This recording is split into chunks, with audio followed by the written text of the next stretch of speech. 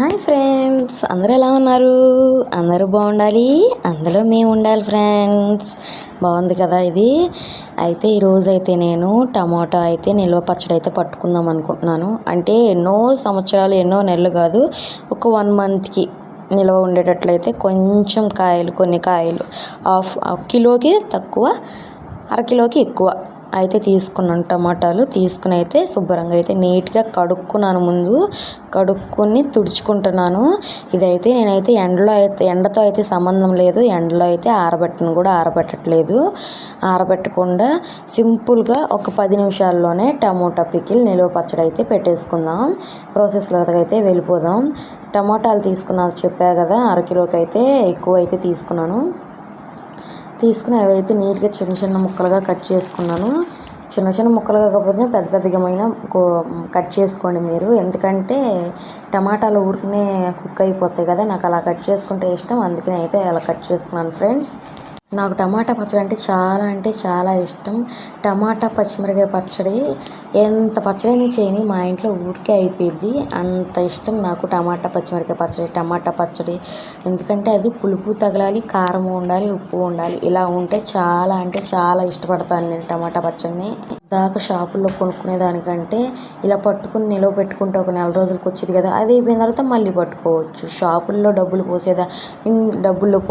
పోయడం ఎందుకు, ఇంత పచ్చడికి అన్ని డబ్బులు కట్టాల్సి వస్తుంది షాపుల్లో. మన ఇంట్లోనే హెల్తీగా మనకు నచ్చినట్లుగా చేసుకుంటే బాగుంటుంది కదా, అందుకని అయితే నేనైతే ఇలా ట్రై చేస్తాను. అది టమోటా అయితే కట్ చేసుకున్న తర్వాత కొంచెం అంత ఆయిల్ పోసుకొని బాండి పెట్టుకొని దాంట్లో అయితే టమాటా ముక్కలన్నీ వేసేసాను. దాంట్లోకి వేసేసి అవి అయితే చక్కగా ఎలా రావాలంటే జ్యూసీ, అది బాగా మెదిగిపోయి కొంచెం నీళ్ళు ఉండేటట్టుగా అయిపోవాలి. దాంట్లోకి చింతపండు ఒక 100 గ్రామ్స్ అయితే చింతపండు అయితే వేసుకుంటున్నాను. చింతపండు వేసుకుంటే ఖచ్చితంగా అయితే నిల్వ ఉండిద్ది. చింతపండుతో పాటు కళ్ళుప్పు కూడా వేసుకుంటే నిల్వ ఉండిద్ది ఫ్రెండ్స్. టమాటా పచ్చడిలోకి అయితే అలాంటి వాటర్ ఉంటుంది కదా, వాటర్ని దాంట్లో పోయడం కానీ, లేకపోతే స్పూన్ కడిగి దాంట్లో వాటర్ ఉండిద్ది అది కానీ, ఏదైనా రైస్లో ఏదైనా పెట్టిన స్పూన్ కానీ, అలా అయితే టమాటా చట్నీ బాటిల్లో అయితే పట్టకపోతే అది ఖచ్చితంగా 1 మంత్ ఉండిద్ది. మీరు ఫ్రిడ్జ్లో పెట్టుకోకపోయినా అది 1 మంత్ ఉండిద్ది. ఇక్కడైతే దాంట్లోకి ఏమేమి ఇంగ్రీడియంట్స్ వేయాలో చూసుకుంటున్నాను. కళ్ళుప్పు చూసారు కదా, కళ్ళుప్పు, కారం, మెంతి పొడి, ఆవ పొడి, చిన్నుల్లిపాయి, ఇవే నా దగ్గర ప్రస్తుతానికి అవైలబుల్లో ఉన్నాయి అక్కడ పంజాబ్లో ఉన్నప్పుడు. దాంట్లోకి ఇంకా కరివేపాకు, తిరగమాత దినుసులు తెలుసా, తిరగమాత వేసేటప్పుడు తిరగమాత దినుసులు ఉన్నాయి. తిరగమాత దినుసులు అసలు ఎండుమిర్చి మెయిన్ అండి, ఎండుమిర్చి వేసుకుని తింటే చాలా నచ్చింది నాకు చాలా ఇష్టం. ఎండుమిర్చి అన్నంలో కలుపుకొని పచ్చడిలో అది ముక్క కొరుక్కొని తింటే చాలా ఇష్టం ఫ్రెండ్స్.